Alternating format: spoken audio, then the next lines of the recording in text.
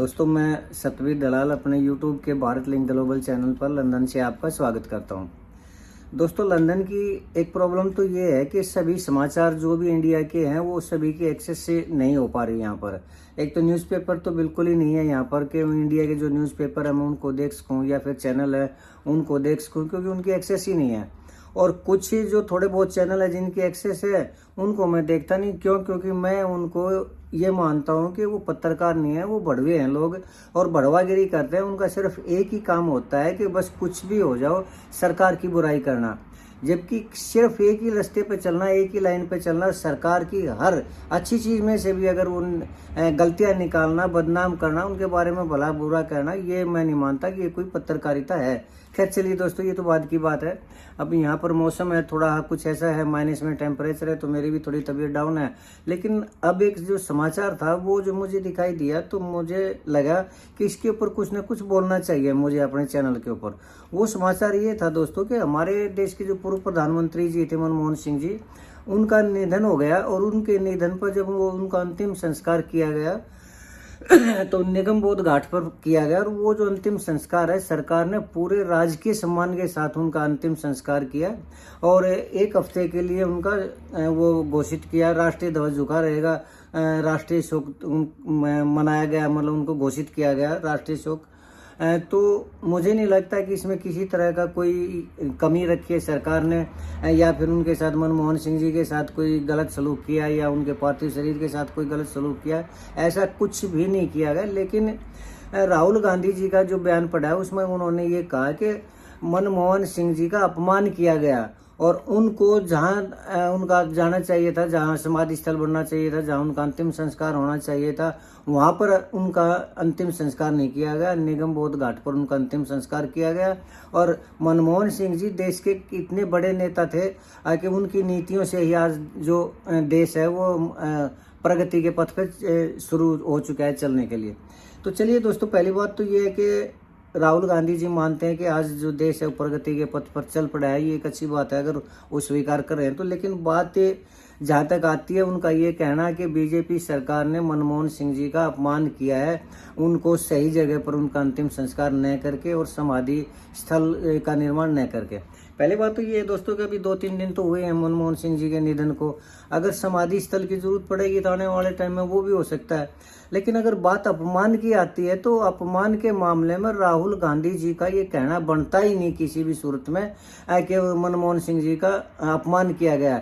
अगर अपमान की बात उन्होंने करनी चाहिए थी इससे पहले। पीवी नरसिम्हा राव जी को वो कैसे भूल गए? पीवी नरसिम्हा राव जी के अंतिम संस्कार को कैसे भूल गए? सॉरी दोस्तों, तबीयत डाउन है थोड़ी। तो पीवी नरसिम्हा राव जी दोस्तों कांग्रेस के सारी जिंदगी उन्होंने कांग्रेस की सेवा में लगा दी, गांधी परिवार की सेवा में लगाई। वो पहले एक साधारण से कार्यकर्ता थे, फिर कार्यकर्ता से नेता बने, आंध्र प्रदेश के मुख्यमंत्री बने, केंद्र में उन्होंने कई पदों पर काम किया और लास्ट में चल गए ना वो गांधी परिवार की वफादारी के कारण वो देश के प्रधानमंत्री बने। पीवी नरसिम्हा राव जी दोस्तों, मैं थोड़ा बताता हूँ कि अपमान किसको बोलते हैं। जो आज राहुल गांधी जी कह रहे हैं ना कि मनमोहन सिंह जी का अपमान किया गया, तो अपमान कैसे होता है ये थोड़ा मैं आपको समझाता हूँ। पीवी नरसिम्हा राव जी जब प्रधानमंत्री बने थे राजीव गांधी की हत्या के बाद, तो 1991 से लेकर 1996 तक पीवी नरसिम्हा राव जी हमारे देश के प्रधानमंत्री थे। तो उनको प्रधानमंत्री गांधी परिवार का मतलब सोनिया जी ने उनको बनाया ही इसलिए था कि ये हमारे प्रति वफादार रहेंगे, कोई भी फैसला है वो हमारे से पूछ के ही लेंगे, हमारे से बगैर पूछे नहीं लेंगे। और वास्तव में उन्होंने कुछ टाइम तक तो गांधी परिवार के हर फैसले को, उनकी हर बात को और अपने सरकार के जो भी फैसले थे उनकी परमिशन से ही किया। उनकी परमिशन से करने के बाद जब उनको लगा कि देश के जो प्रधानमंत्री का पद है वो एक गरिमामय पद है और वो जो गांधी परिवार आज सत्ता में के किसी भी पद पर नहीं है, उनको रिपोर्ट देना एक प्रधानमंत्री के लिए उचित नहीं है। तो पीवी नरसिम्हा राव जी ने अपने जो फैसले थे वो खुद लेने शुरू कर दिए और सोनिया जी को जो उसकी रिपोर्टिंग थी वो बंद कर दी। तो सोनिया जी पहले फ़ोन किया करती, वो एकदम से उठाया करते और उनके यस मैन एक तरह से यस मैन बने हुए थे, वो कहा करते।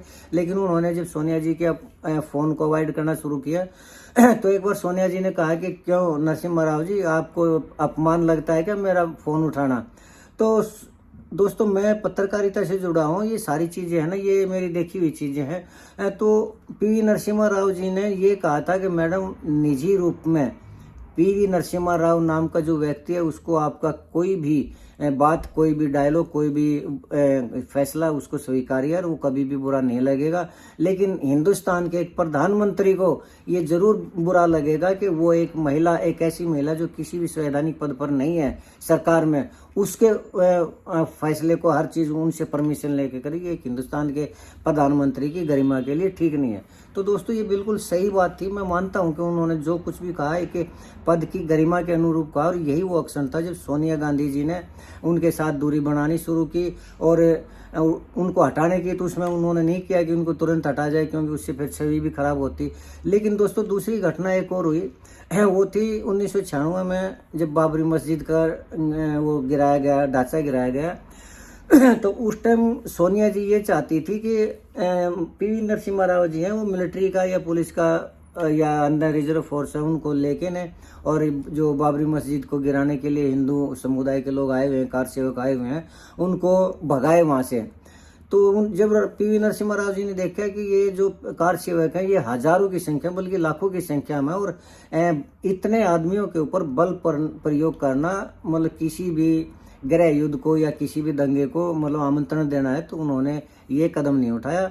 बल्कि यूपी में तो यूपी के उस टाइम मुख्यमंत्री हुआ करते मुलायम सिंह जी। तो मुलायम सिंह जी को तो पहले ये कहा करता है मुल्ला मुलायम के नाम से जाना जाया करता, यानी वो मुसलमानों के इतने ज़्यादा हितैषी थे कि वो कुछ भी कर सकते थे। और उन्होंने कार सेवकों के ऊपर गोलियां चलाई, तो इससे उनको क्रेडिट मिला मुलायम सिंह जी को। और इस बात से सोनिया जी और ज़्यादा नाराज़ हुई, वो भड़की पीवी नरसिम्हा राव जी के ऊपर, और उन्होंने स्पष्ट कहा कि इसका क्रेडिट समाजवादी पार्टी को मिला, मुलायम सिंह जी को मिला, हमारे को नहीं मिला। अगर तुम कार सेवकों के ऊपर गोलियां चलाते, उनको यहाँ से भगाते और वो आदमी मर भी जाते हिंदू कार सेवक, तो कम से कम मुस्लिम वोट तो हमारे पक्के हो जाते। और इसी बात के ऊपर उन्होंने नरसिम्हा राव से दूरी बनानी शुरू की, और खुंदक का ये उनका दूसरा और अंतिम स्टेप था। खैर दोस्तों, उसके बाद फिर दूसरी सरकार आ गई, तो 2004 में पीवी नरसिम्हा राव जी का निधन हो गया।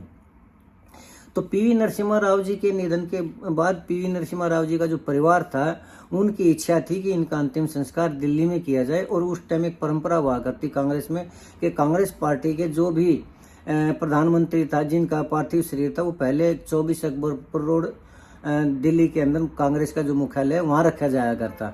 तो उन्होंने मांग की कि प्रधानमंत्री जी के यानी उनके पिताजी, दादाजी जो भी थे, उनके इच्छा थी उनके परिवार के कि हमारे पिताजी का या दादाजी का जो पार्थिव शरीर है वो कांग्रेस मुख्यालय में रखा जाए। तो कांग्रेस मुख्यालय के अंदर दोस्तों सोनिया गांधी जी का ये आदेश था कि वो कांग्रेस मुख्यालय के आसपास भी उनका शरीर नहीं फटकना चाहिए।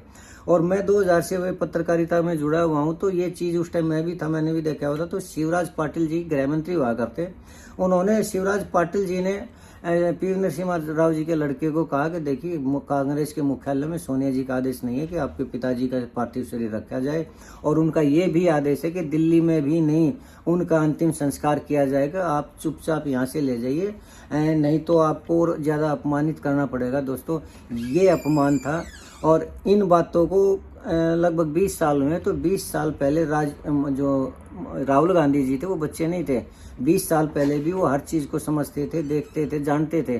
तो ये जो अपमान हुआ था पीवी नरसिम्हा राव जी का, वो राहुल गांधी के सामने हुआ था, और वो अपमान था वो सोनिया गांधी जी का किया हुआ था। अगर आज जो राहुल गांधी जी ये कह रहे हैं, इस चीज़ के लिए दोस्तों मैं एक चीज़ और कहना चाहूँगा कि ये सारा वाक़या ना, एक विनय सीतापति जी हैं, बहुत बड़े विद्वान हैं, उनकी जो किताब है पीवी नरसिम्हा राव जी के बारे में उन्होंने किताब लिखी थी हाफ लाइन, उसमें ये सारा वाकया जो मैं बोल रहा हूँ A to Z लिखा हुआ है, वर्ड टू वर्ड लिखा हुआ है। कोई भी उसको पीवी नरसिम्हा राव जी की हाफ लाइन नाम की किताब, उनकी बायोग्राफी लिखी गई थी, उसमें ये लिखा हुआ है सारा का सारा वाकया, और ये प्रमाणित है। तो प्रमाणिक होने के कारण ही मैं ये बोल रहा हूँ। तो उस टाइम जब राहुल गांधी के सामने सोनिया गांधी जी ने देश कांग्रेस के एक वफादार और प्रधानमंत्री का अपमान किया, और उनको कांग्रेस मुख्यालय में उनकी बॉडी नहीं आने दी, और दिल्ली में कहीं पर भी उनकी अंतिम संस्कार के लिए जगह नहीं दी गई।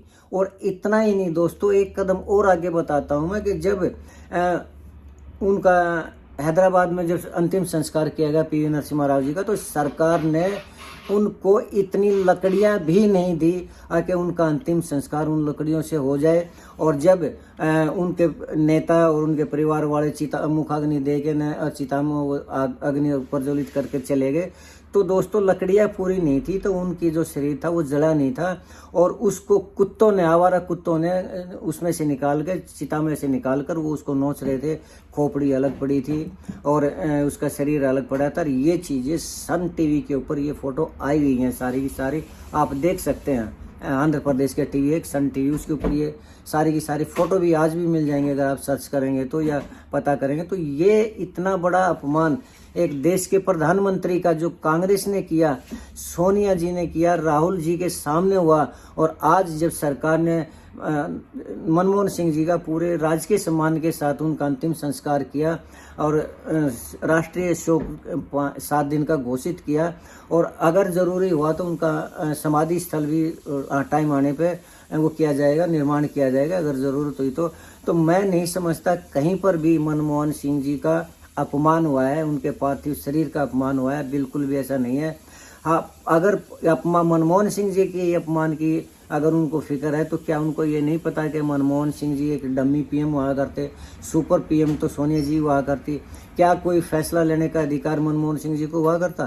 क्या एक प्रधानमंत्री पद का ये अपमान नहीं था? एक ईमानदार आदमी जिसकी सरकार में इतने घपले हुए, इतने घोटाले हुए, और वो चाहकर भी उन घोटालों के ऊपर एक्शन नहीं ले पाए, तो क्या ये एक पद का अपमान नहीं था? क्या ये कांग्रेस ने अपमान नहीं किया था पीवी नरसिम्हा राव जी का? अगर बात अग्नि देने के अंतिम संस्कार की है तो मोरारजी देसाई और वीपी सिंह को भी तो दिल्ली में नहीं वो दी गई थी चिता, नहीं अंतिम संस्कार नहीं किया गया था, वो भी तो प्रधानमंत्री थे। लेकिन चलिए उनको तो ये मान लेते हैं कि वो कांग्रेस के नहीं थे, कांग्रेस के विरोधी थे। लेकिन पीवी नरसिम्हा राव जी तो कांग्रेस के भगत हुआ करते, और उन्होंने अपनी जिंदगी गांधी परिवार की सेवा में लगा दी, राहुल गांधी की सेवा में लगा दी, राजीव गांधी की सेवा में लगाई, सोनिया जी की सेवा में लगाई। लेकिन उन्होंने एक बार अगर अपने पद की गरिमा का ध्यान रखकर कार्य किया तो उसका अपमान कर दिया गया। इतने उसके मतलब शरीर के इतने अग्नि भी नहीं दी गई आगे कुत्ते नोच नोच खाएं, जो कि आज भी प्रमाणिक रूप से वो सन टीवी के ऊपर उसके भी सारे के सारे वीडियो बने हुए हैं। वीडियो की आपको फुटेज मिल जाएगी, जाके देख सकते हैं। अगर वो अपमान नहीं था तो मनमोहन सिंह जी का ये अपमान कैसे हो सकता है? और अगर मनमोहन सिंह, राहुल जी ये कह रहे हैं कि मनमोहन सिंह जी का अपमान किया गया, तो मैं राहुल जी से एक सवाल पूछना चाह रहा हूँ कि पीवी नरसिम्हा राव के साथ जो किया गया वो क्या था? क्या वो सम्मान था?